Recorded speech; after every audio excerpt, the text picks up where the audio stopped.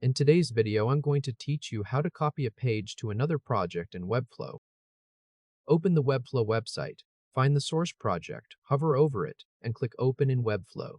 In a moment, the designer loads, and you should see the template's homepage on the canvas.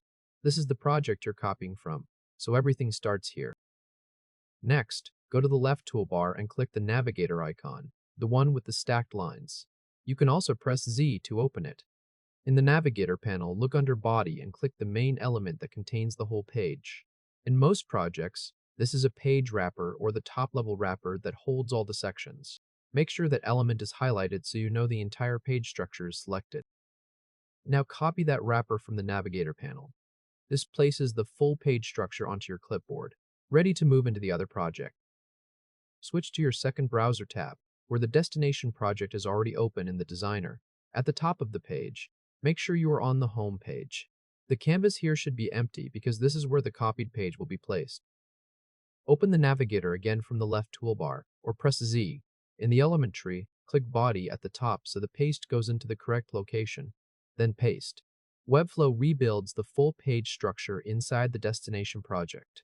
The sections, elements, styles, and interactions are all placed onto the canvas as part of that paste. If you're working with an e-commerce site, the destination project needs e-commerce enabled first. To do that, go to CMS, then toggle e-commerce on, and then continue with the paste. Once the page appears, scroll through the canvas in the destination project and compare it visually to the source page. Check to the hero section. The rest of the sections and the footer are all there. Open the Navigator again and confirm that the element tree matches the structure from the source page. If any text appears in a fallback font, that means the custom font files still need to be uploaded again in the destination project.